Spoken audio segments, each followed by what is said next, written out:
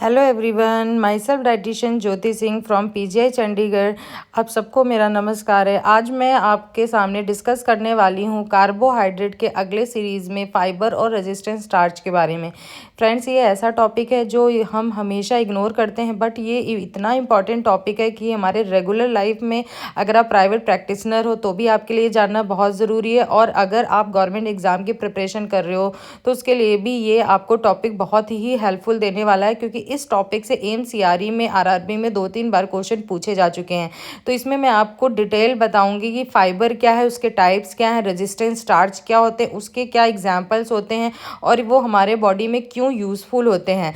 तो ये हमारा कार्बोहाइड्रेट का ही पार्ट है, और इसी के सीरीज़ में मैं आपको अगला भी वीडियो बना के दूंगी जिसमें मैं आपको कार्बोहाइड्रेट का डाइजेशन, एब्जॉर्प्शन और मेटाबॉलिज्म कवर करूंगी, और नेक्स्ट एक और पार्ट बनाऊंगी जिसमें मैं बायोकेमिस्ट्री के बारे में बात करूंगी। तो फ्रेंड्स, ये टॉपिक बहुत इंपॉर्टेंट है। इस टॉपिक के सीरीज़ को हम शुरू करते हैं सबसे पहले फाइबर के साथ। डाइटरी फाइबर, सबसे पहले हम डाइटरी फाइबर के डेफिनेशन में बात करेंगे कि फाइबर होता क्या है। तो फूड का वो पोर्शन जो कि डाइजेस्ट नहीं होता हमारी बॉडी में, अगर हम सिंपल लैंग्वेज में बोलें तो उसका हाइड्रेशन नहीं होगा, मीन्स कि उसका कोई ब्रेक डाउन नहीं होना है, उसका डाइजेशन नहीं होना है, तो उसको हम बोलते हैं डाइटरी फाइबर। डाइटरी फाइबर के टाइप्स होते हैं soluble fibre and insoluble fibre.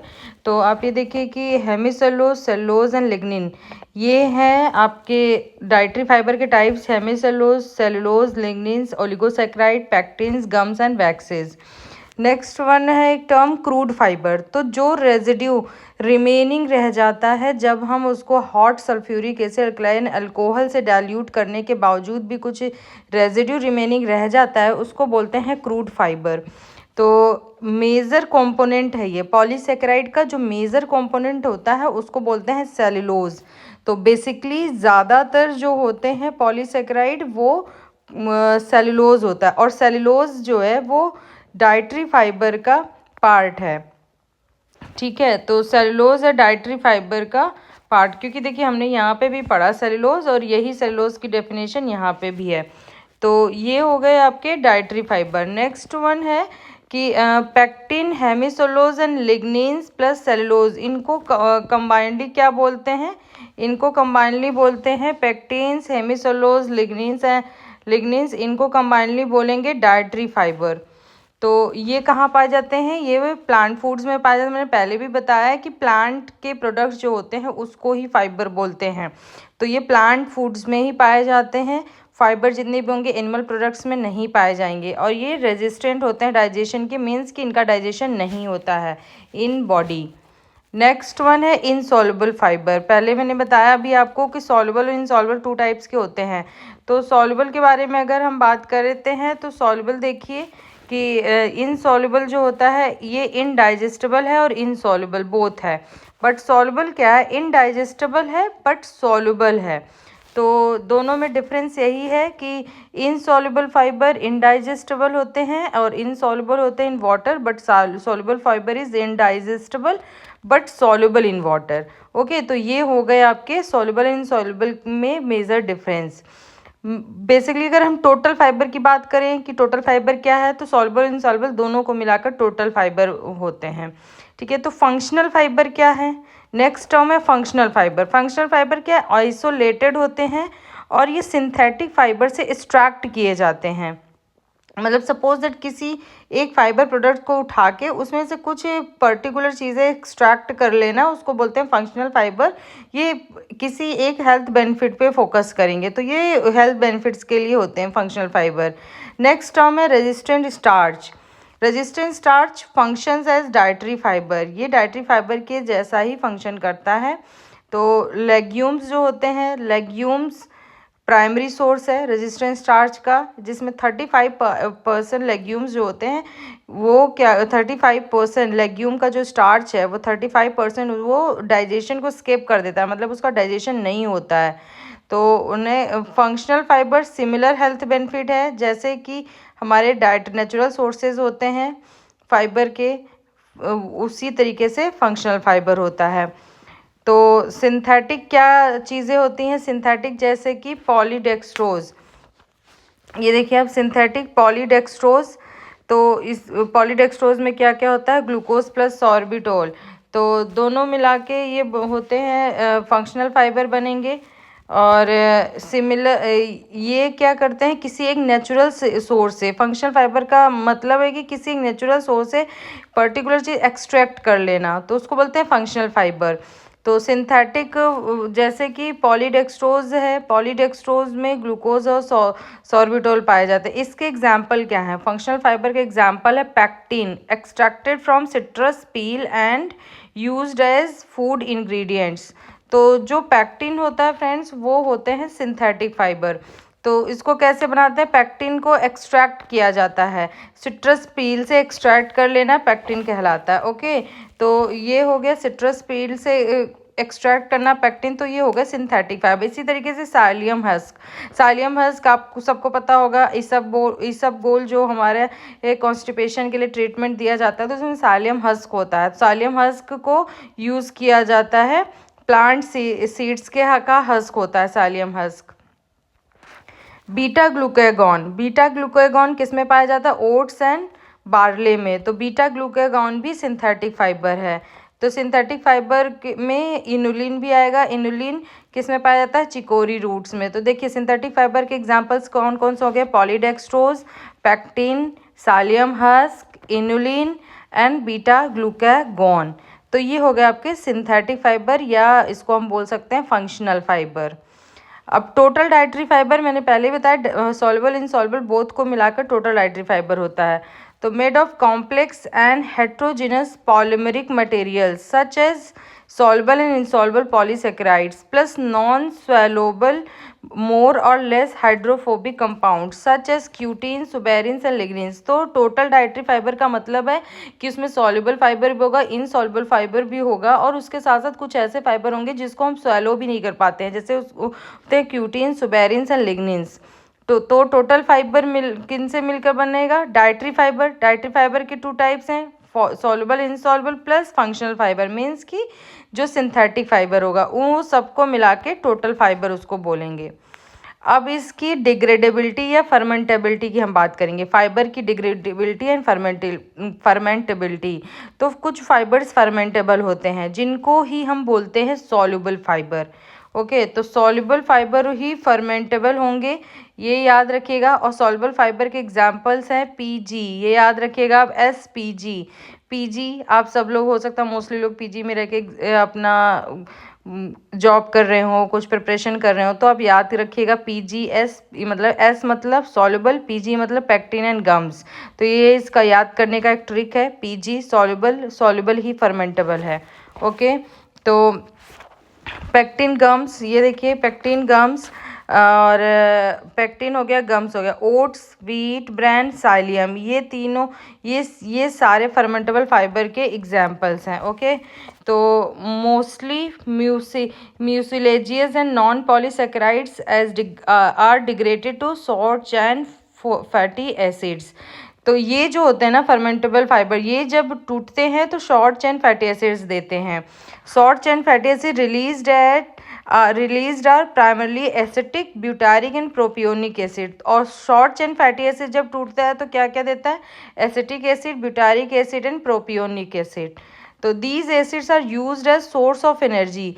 तो ये जो एसिड्स होते हैं ये एनर्जी के सोर्स होते हैं, किसके लिए? कोलोनिक सेल्स एंड लीवर और कोलोनिक सेल्स इनको एज ए अपना एनर्जी सोर्स यूज करता है। तो in addition other products of fibre fermentation are hydrogen, carbon dioxide and methane gases. तो आप इन शॉर्ट कि फर्मेंटेबल फाइबर जो होंगे वो जब टूटते हैं तो शॉर्ट चेन फैटी एसिड्स देते हैं।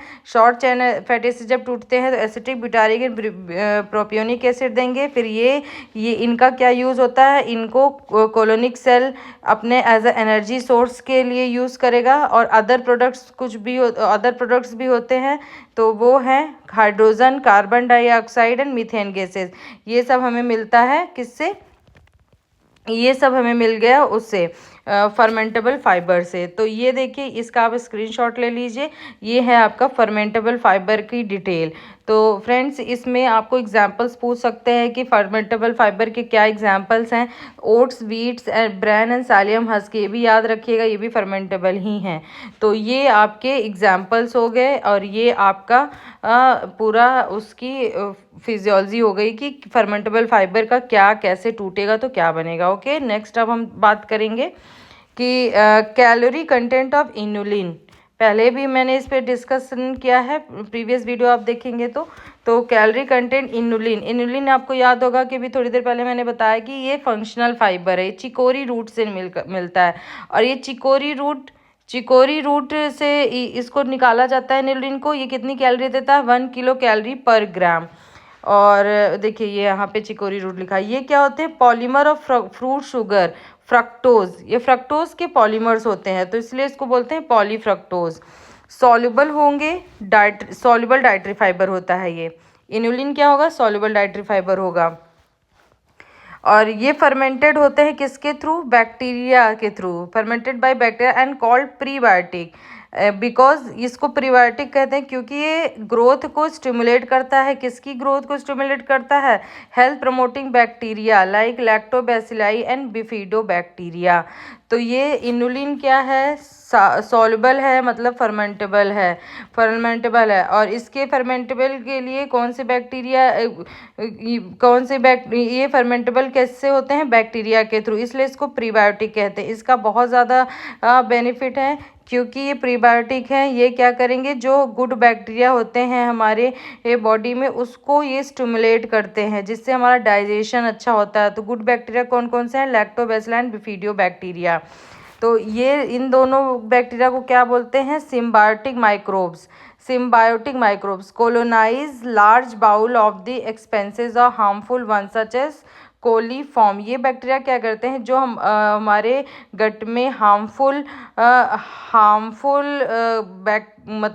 हार्मफुल केमिकल आप कह लो, कोलीफॉर्म, उसको ये न्यूट्रलाइज कर देते हैं। ओके, तो ये हो गए हमारे सॉल्युबल फाइबर के बारे में। तो फर्मेंटेबल फाइबर, अभी इनुलिन कितना देता है कैलोरी? 1 किलोग्राम। लेकिन फर्मेंटेबल फाइबर कितना देगा? Fermentable fibre gives energy 2.6 kilo calorie पर ग्राम। ठीक है। और टोटल जो डाइटरी फाइबर है, डाइटरी फाइबर सॉल्युबल और इनसॉल्युबल दोनों होते हैं, तो डाइटरी फाइबर कितना देगा? 2 किलो कैलोरी पर ग्राम। ये बहुत इंपॉर्टेंट है, ये आप याद कर लीजिएगा, इसका स्क्रीनशॉट ले लीजिएगा। Inulin 1 kilo calorie, fermentable fibre 2.6 kilo calorie और डाइटरी फाइबर 2 किलो कैलोरी। अब फर्मेंटेबल में आपका सॉल्युबल भी आएगा और इनसॉल्युबल भी आएगा, नहीं सॉरी, फर्मेंटेबल में आपका सॉल्युबल आएगा और डाइटरी फाइबर में आपका सॉल्युबल और इनसॉल्युबल बोथ आएगा। ठीक है, तो ये आपका इम्पॉर्टेंट क्वेश्चन है, ये आप याद रखिएगा। और इनुलिन किससे मिलता है? चिकोरी रूट से मिलता है। और ये फ्रक्टोज का पॉलीसैकेराइड्स होता है। ये क्या करेगा? स्टिमुलेट करेगा ग्रोथ को। किसकी ग्रोथ को स्टिमुलेट करेगा? Good bacteria, lactobacillus and bifido bacteria को। ओके, तो ये हो गए आपके फर्मेंटेबल फाइबर के बारे में। ओके फ्रेंड्स, तो ये इंपॉर्टेंट चीज है, इसका आप कर लो, स्क्रीनशॉट ले लो। ओके, नेक्स्ट अब हम चलते हैं इनसॉल्युबल फाइबर, मीन्स कि नॉन फर्मेंटेबल फाइबर के बारे में बात करते हैं। तो नॉन फर्मेंटेबल फाइबर जिसको बोलते हैं इनसॉल्युबल फाइबर, इसका शॉर्ट फॉर्म है IHCl। वो क्या था? SPG, ये है IHCl। मैं पीजी में रह के SCL की पढ़ाई कर रहा हूँ, पीजी में रह के SCL जा रहा हूँ, SCL में जॉब कर रहा हूँ। जिस तरीके से आपको याद हो याद कर लीजिए कि SPG में रह के आई गो टू SCL जॉब के लिए। तो ये आपको बहुत शॉर्ट फॉर्म है, इसमें आपको कोई कंफ्यूजन नहीं होगा। Pectin and gums soluble, HCl, hemicellulose, cellulose and L for lignins. तो ये हो गए आपके इनसॉल्युबल। तो ये आप शॉर्ट फॉर्म्स हैं, HCl, SPG, cellulose and lignins. ये नॉन फर्मेंटेबल मीन्स इनसॉल्युबल। और इसमें जो H है ना, हेमीसेलुलोज, ये स्लोली फर्मेंटेबल है, स्लोली फर्मेंट होना मतलब धीरे धीरे फर्मेंट होता है, मतलब स्लोली इंसॉल्युबल है ये। ठीक है, तो ये valuable in promoting proliferation of microbes in colon. तो ये क्या करेगा, माइक्रोब्स को बढ़ावा देता है कोलन में। ठीक है, गुड माइक्रोब्स को, कौन से microbial proliferation important for detoxification as well as increasing faecal volume. तो ये क्या करेगा, माइक्रोब्स को प्रमोट करता है, माइक्रोब्स के प्रोलिफरेशन को जिससे कि फीकल का वॉल्यूम बढ़ता है और ये बॉडी को डिटॉक्स करता है नॉन फर्मेंटेबल फाइबर्स, और इनसे कोई एनर्जी रिलीज नहीं होती है, नॉन कैलोरी है। Fruits with outer peel and इसके एग्जाम्पल हैं fruits with outer peel and seed rich in cellulose. Cellulose के क्या, जिन फ्रूट में आउटर पील है और सीड्स है, सपोज दैट कि एप्पल। ठीक है, तो एप्पल हो गया। तो ये vegetable and fruits without peel and seed, उसको क्या, उसमें क्या होगा, उसमें हेमीसेलुलोज होगा। जिसमें भी आउटर पील और सीड है, जैसे ऑरेंज हो गया, आउटर पील है और सीड है, तो उसमें सेलुलोज होगा। तो और जिसमें आउटर पील और सीड नहीं है उसमें हेमीसेलुलोज होगा। ठीक है, तो ये है इसके एग्जाम्पल्स। नेक्स्ट अब हम बात करते हैं फाइबर और उसके डिजीज़ के बारे में।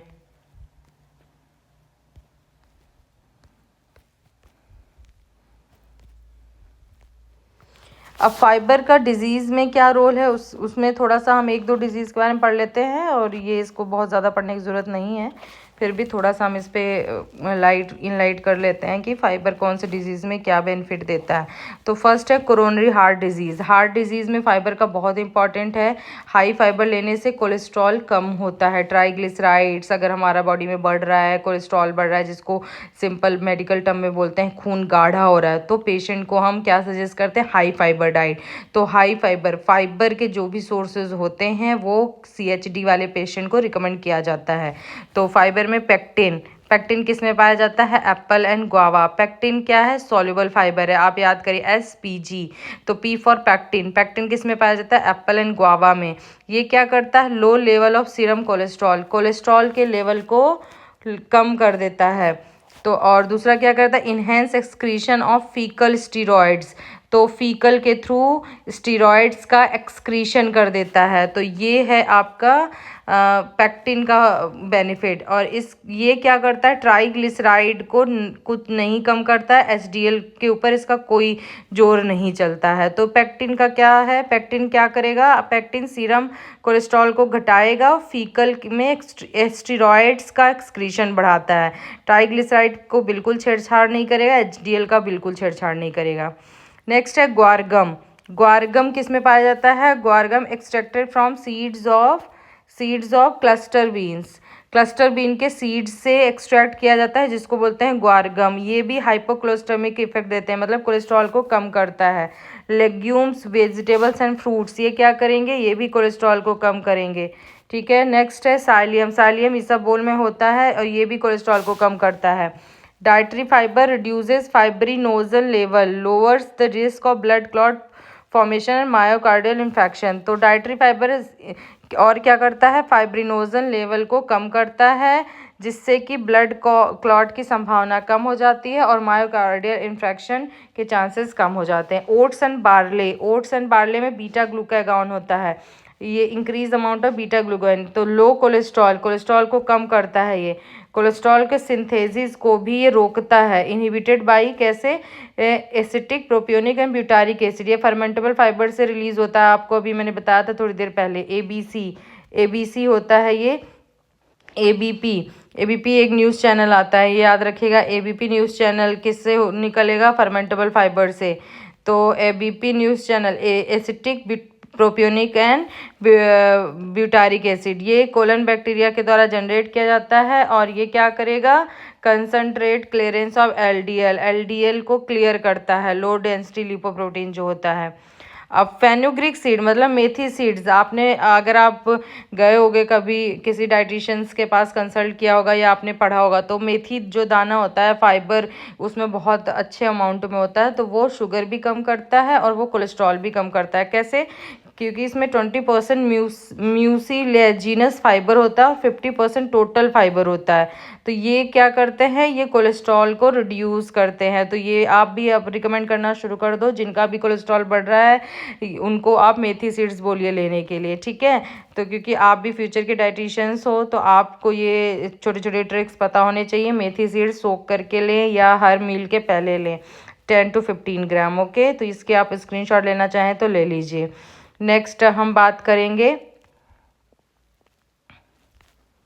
नेक्स्ट देखिए हम बात करते हैं, ओहो ये क्या हो रहा है, देखिए नेक्स्ट हम बात करते हैं डायबिटीज़ मेलाइटस। डायबिटीज़ मेलाइटस में क्या रोल है, ठीक है। तो इसमें अब हम रोल की बात करते हैं। डायबिटीज़ मेलाइटस में dietary fibre, complex carbohydrate benefits type 1 type. तो जितने भी डाइटरी फाइबर हैं वो कॉम्प्लेक्स कार्बोहाइड्रेट दोनों मिलके टाइप 1 डायबिटीज़ को कम करता है, रिड्यूस करेगा।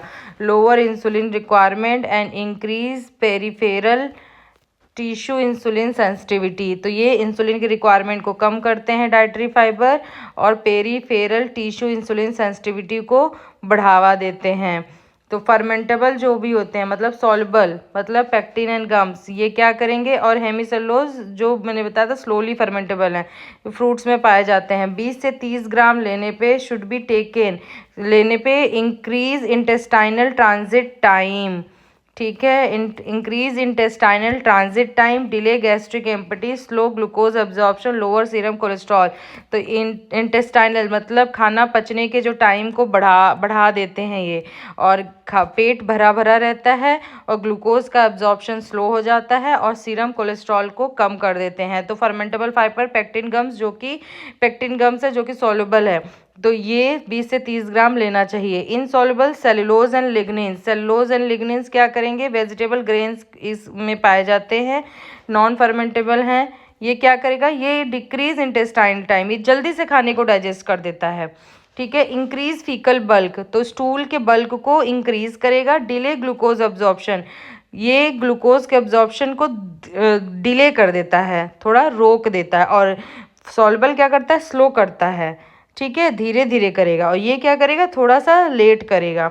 स्लो स्टार्च हाइड्रोलिसिस, हाइड्रोलिसिस मतलब स्टार्च का टूटना थोड़ा कम कर देता है ये, इसलिए हमें भूख थोड़ी देर में लगती है, जल्दी जल्दी नहीं लगती है। तो regular consumption of maize based food, जो मक्के से बेस्ड फूड होते हैं उनको लेने से क्या होता है, लोवरिंग इफेक्ट ऑफ HbA1c कम होता है। तो क्योंकि उसमें भी इनसॉल्युबल फाइबर होता है। अब अभी मैंने थोड़ी देर पहले बताया था फेनुग्रिक सीड के बारे में। फेनुग्रिक सीड देखिए यहाँ पे डायबिटीज मेलाइटिस में भी हेल्पफुल है, क्योंकि इसमें फाइबर ज़्यादा है। कौन सा फाइबर, ट्राइगोनेलिन, ये एक एल्कोलॉइड है known to reduce blood sugar level. तो हाई फाइबर होते हैं ट्राइगोनेलिन जो कि एल्कोलॉइड है और ब्लड शुगर लेवल को कम करता है। तो डाइट क्या होनी चाहिए, high fibre greater than 20 gram per day, reduce type 2 diabetes mellitus, ठीक है। तो ये है आपका डायबिटीज़ पे इफ़ेक्ट फाइबर का।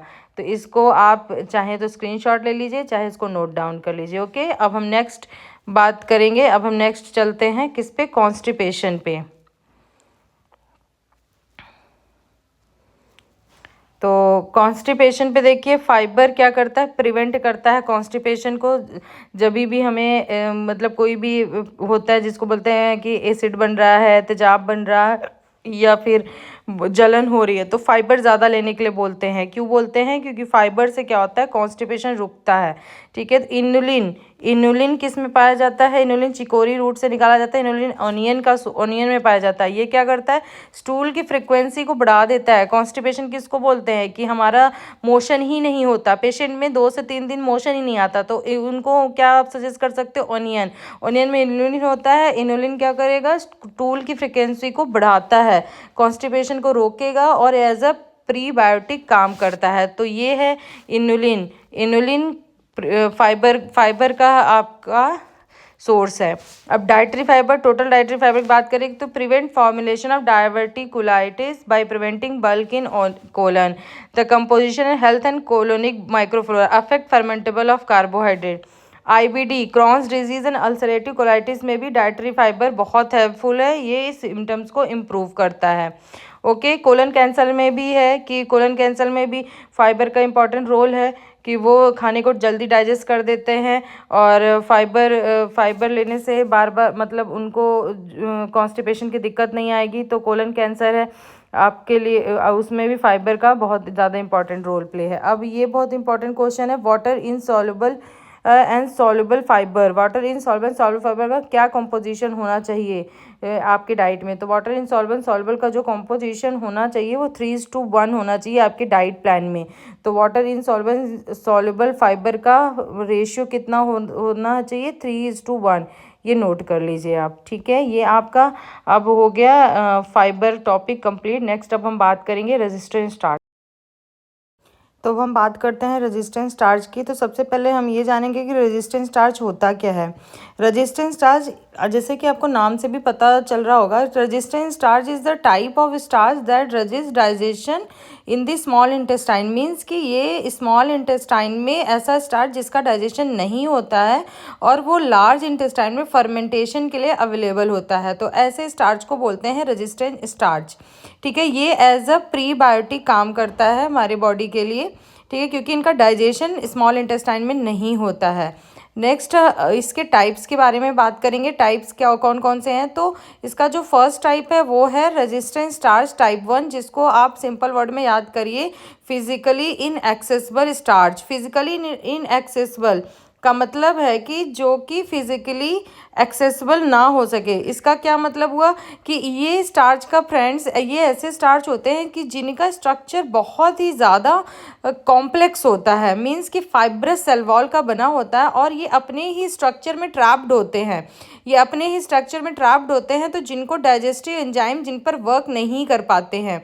तो देखिए ये इसमें लिखा हुआ है सेंटेंस कि this type of resistance starch is trapped within the fibrous cell wall of plant based food making it difficult for digestive enzyme to break down. मतलब ऐसे स्टार्च जिसका ब्रेक डाउन नहीं हो पाता है, किसके रीजन से? क्योंकि उनका जो स्ट्रक्चर है ना वो बहुत फाइब्रस, बहुत ही हार्ड होता है, ठीक है।